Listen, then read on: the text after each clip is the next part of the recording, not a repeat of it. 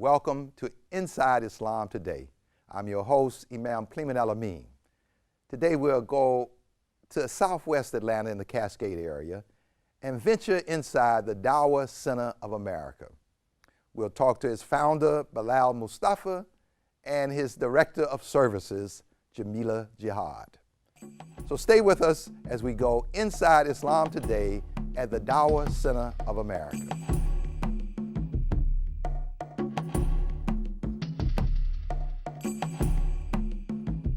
My name is Bilal Mustapha. I was born and raised in New Orleans, Louisiana, to a large Catholic, Baptist, Methodist family, and I'm new to the Atlanta area. I actually left New Orleans, Louisiana in search of a better understanding of who God was. And to do that, I joined the United States Navy. And in my travels and my journeys, I researched a lot of different religions, and I would say I accidentally, in my opinion, stumbled upon Islam. And Islam just really gave a lot of clarity to me, and I'm like the first Muslim in my family. So I actually accepted Islam in Mombasa, Kenya. It's one of our ports that we stopped in. Prior to that, my first 4 Jummahs was Japan, the second one was Australia, the third one was Singapore, and then I ended up in Mombasa, Kenya and took my Shahada. The interesting thing that the USS Carl Vinson, which I was stationed on in the United States Navy, it was ported in Alameda, California. I had no family there, so my Islam kind of began there. The interesting thing about me becoming Muslim is that I hadn't met a Muslim until I became Muslim, which was fascinating. So once I became Muslim, then I started exploring the personalities and the ideas in Islam. We're looking at, I served in the United States Navy from 84 to 88. So around 88, 87 is when I took my Shahada, and late 87, so 88 is kind of when I began. I got released, honorably discharged from the United States Navy. And then actually Sacramento was my first beginning of Islam. What brought me to Atlanta is I did a lot of work first in California. And those works included working at various masjids, being a leader of masjids, worked at a center called the Mayadeen Center in Fresno, was a chaplain in the prison system. Actually, I visited all the major prison systems in California and ended up being a chaplain for 2 or 3 years, working for the state of California. But then I just started, kind of missing home. I'm a Southern guy, I'm a Southern boy, and I love Southern people. And I really wanted to, I never really lived my Islam amongst my Southern comrades. And I want to see what that was like, different from the West Coast. So that idea kind of grew in me, as well as, my family kind of getting older, my aunts and uncles and stuff like that. So I kind of wanted to be close to my bloodline so I can have access to my mom and my nieces and nephews and stuff like that. So I decided to come to Atlanta, which is close to my home city, New Orleans, Louisiana. The concept of Dawa is really invitation, to invite others. And me being a Muslim, I want to invite other people to my faith. I think all people, want to see people come to their faith. So it's to invite, but also the underlining thing is that there's already people in my faith that are not really accepting the reality that they are Muslims, and that they should embrace their religion. I feel pretty good about being Muslim. I don't think there's anything better on the planet to be. So I invite people to that. And young people sometimes, they get lost. Satan invites them to many things in this society. There's a lot of things pulling on them. So the idea of Dawa is to invite them back to embrace their religion.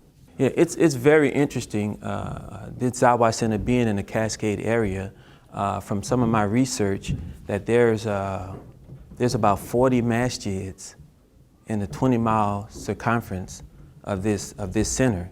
This is why this center is still developing. It's not a masjid. It's a community center that needs to help those other 40 masjids to improve their programs and partner with them.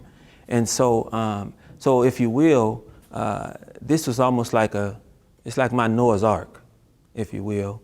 And we're trying to get people, masjids, youth, and not only just Muslims, even non-Muslim, people who share a different faith. We're trying to get them involved to help them with their struggles in terms of, you know, it's like this neighborhood has low income and medium income.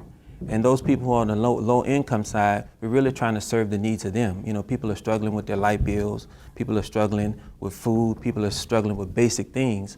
So we're interacting with this community to improve the lives of everybody, not just Muslims. Yeah, there's a few, again, we're in our like incubator stage, so we're still developing these programs, but the programs that I would like to mention are the Feed the Needy program that we have on Sunday.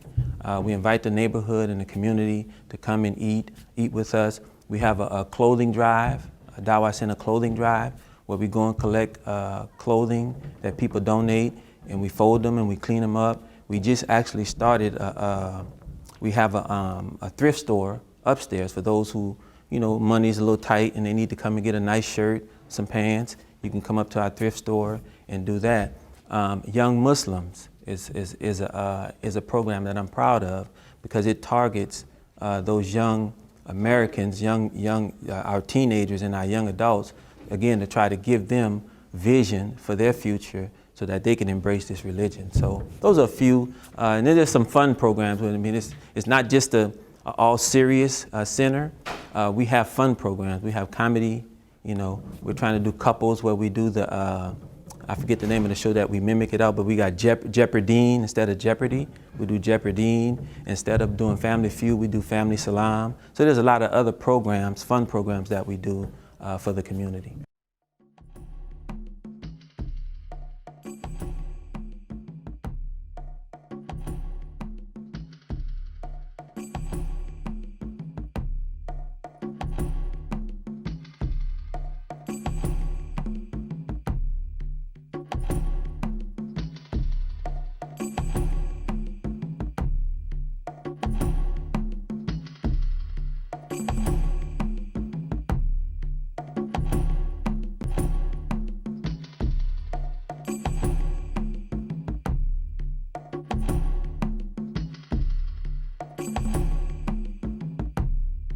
We're back on Inside Islam Today. I'm Imam Plemon El-Amin, and we're going to return to the Dawah Center of America in Southwest Atlanta in the Cascade area to see another aspect of their operation.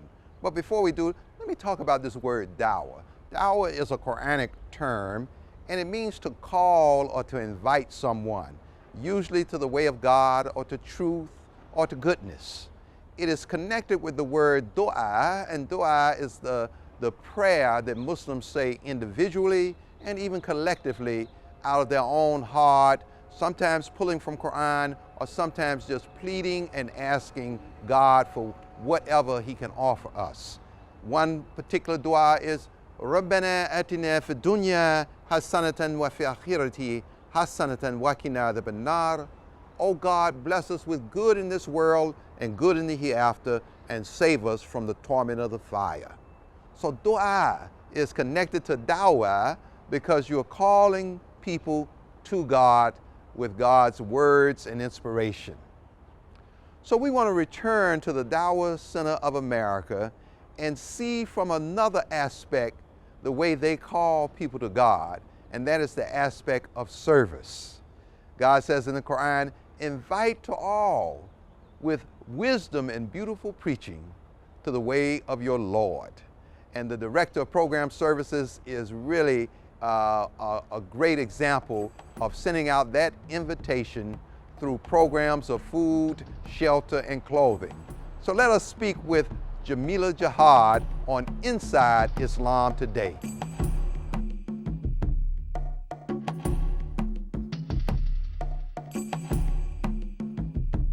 I was born and raised here in Atlanta, Georgia, to a Christian family.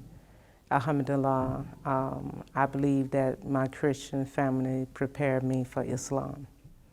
I became Muslim at the age of 18, and once I became Muslim, I found comfort in Islam.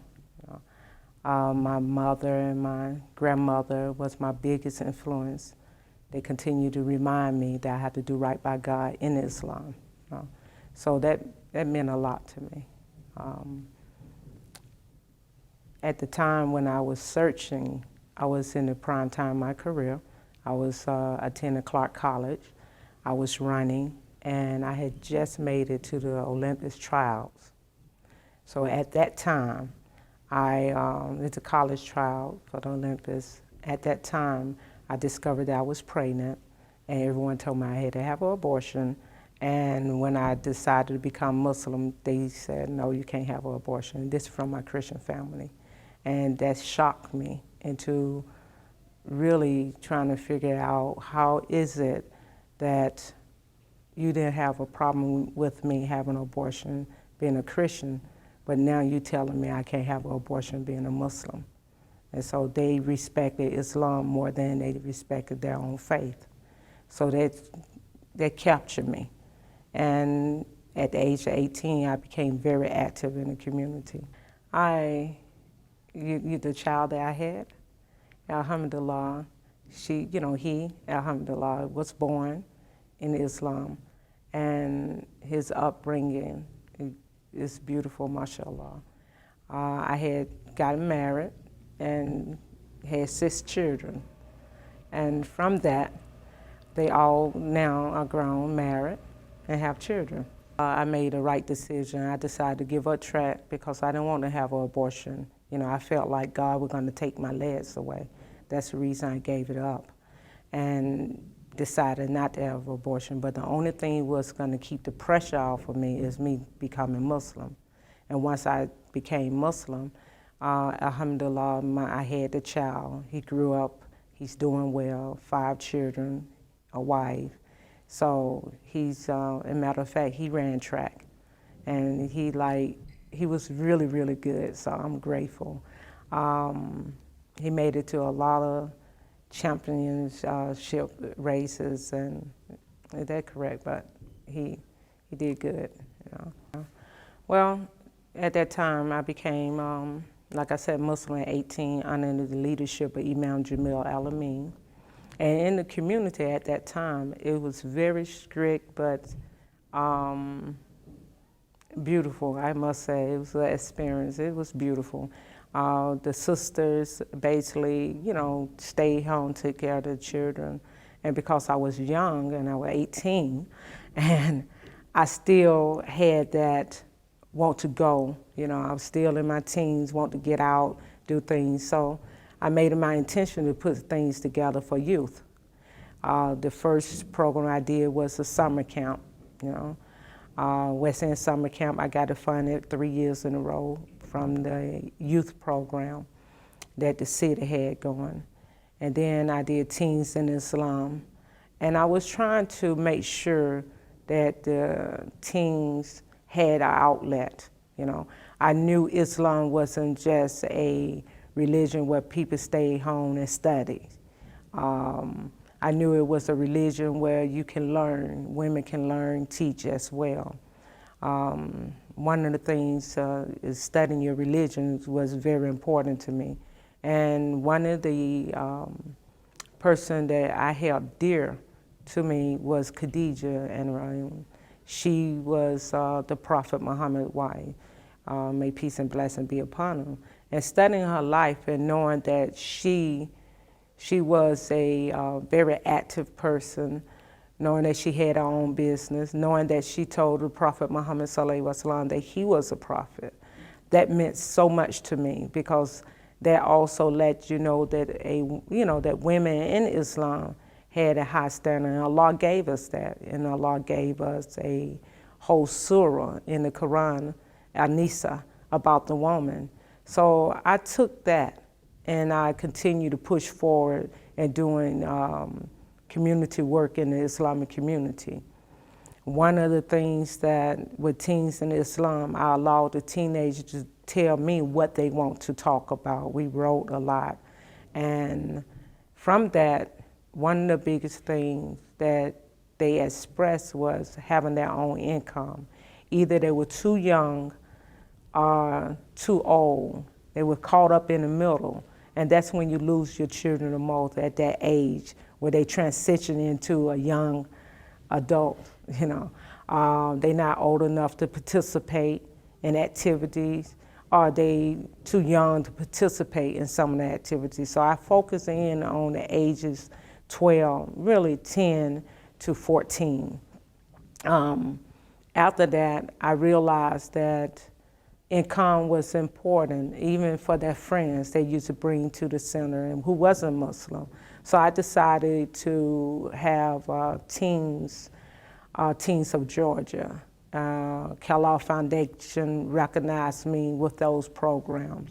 And what I discovered then is that all youth of all ages, no matter whether they're Muslim or Christian, they were all battling with right or wrong. You know, they was brought up in good Christian families, good Muslim family, but they still was dealing with the peer pressure.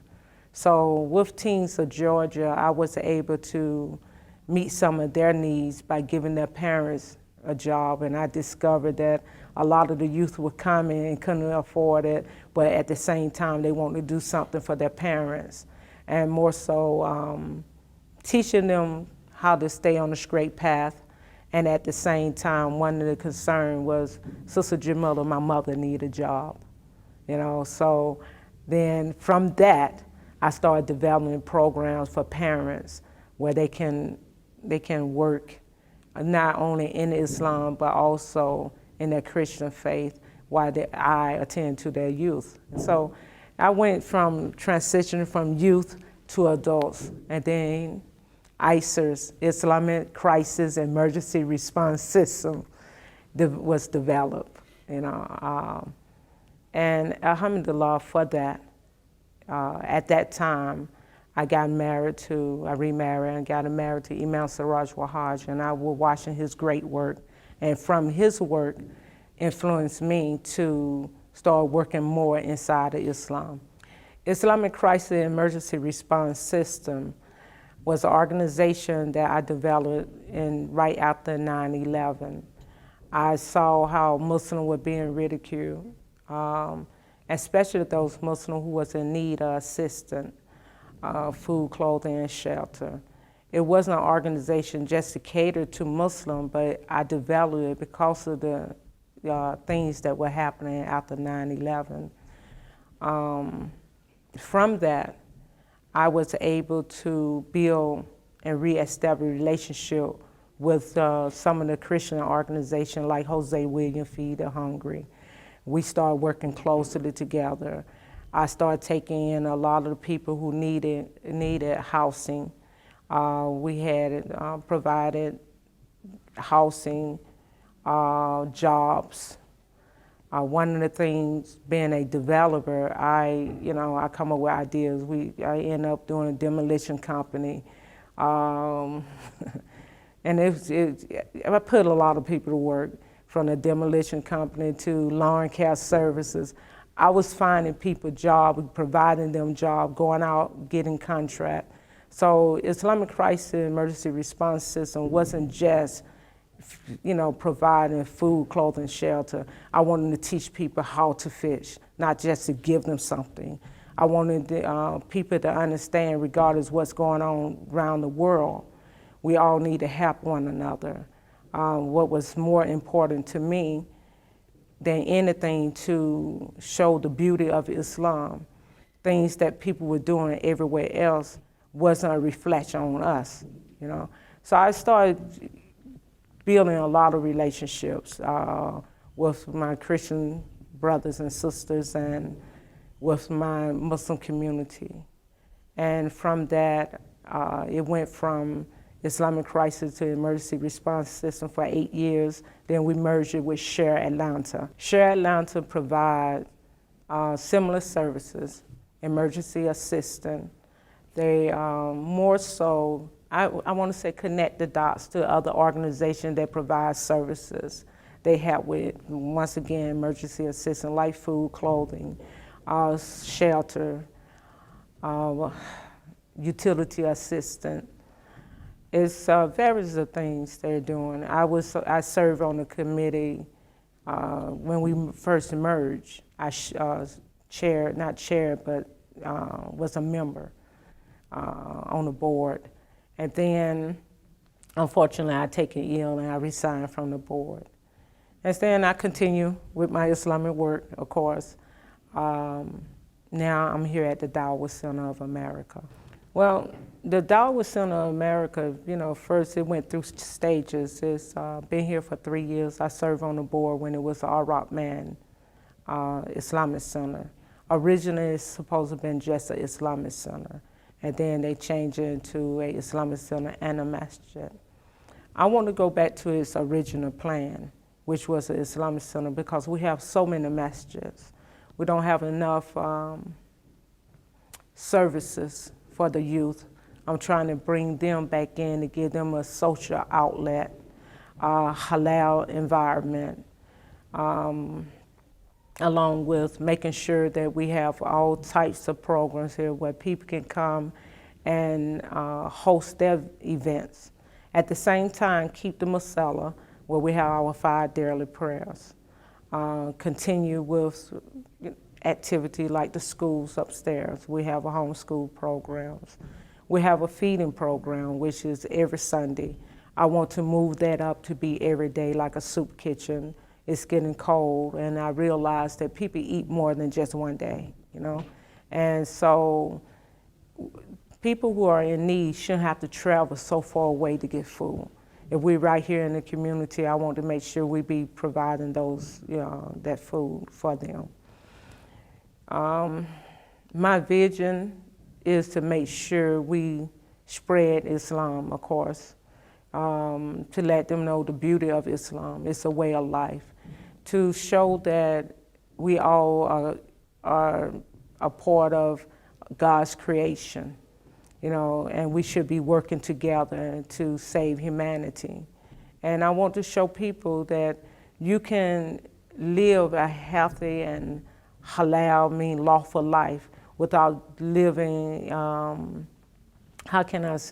dealing with haram behavior, unlawful behavior. I don't want us to no longer have to choose between God's laws and man's laws.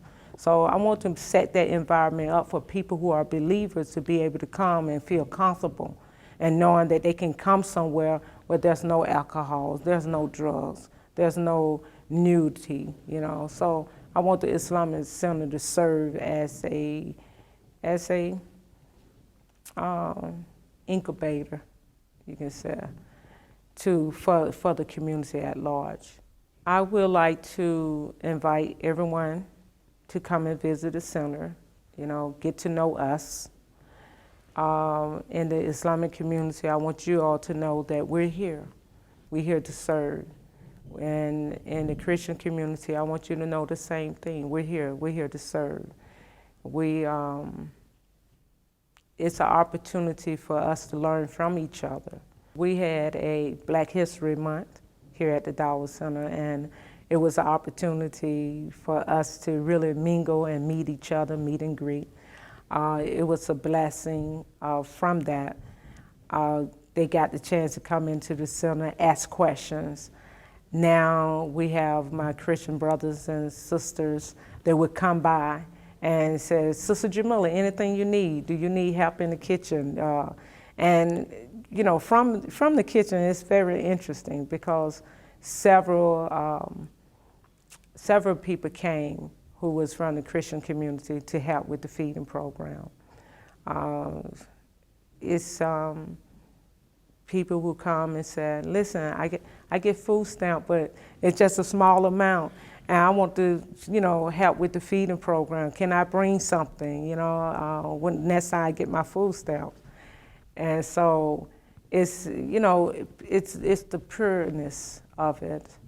Another program that I forgot to mention is the halal businesses. Is one of the things that I'm the founder of, the halal businesses, where we believe in halal products and services. So every other Thursday, we have a business meeting, a business seminar here, where we have different people come out to speak to the community or speak to people who want to sell lawful products and services, you know.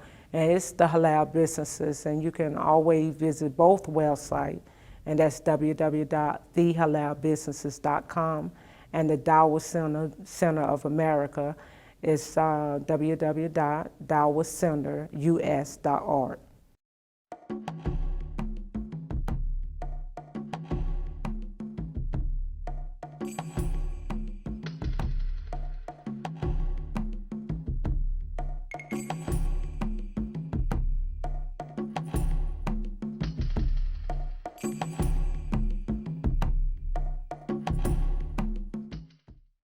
I hope you have enjoyed our visit to the Dawah Center of America in Southwest Atlanta in the Cascade neighborhood.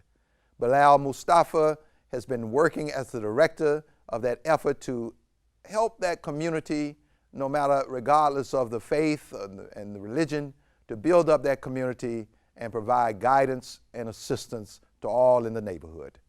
Jamilah Jihad has been the individual who is working to provide food, clothing, and shelter to the young people in the neighborhood, as well as educational services. God says in the Quran, to each is a goal to which he turns him or her. So strive together as if in a race towards all that is good. Wheresoever you are, Allah will bring you together, because Allah has power over all things. Until next week on Inside Islam Today, I'm Imam Plemon El-Amin. May God's peace be with you and yours. Assalamu alaikum.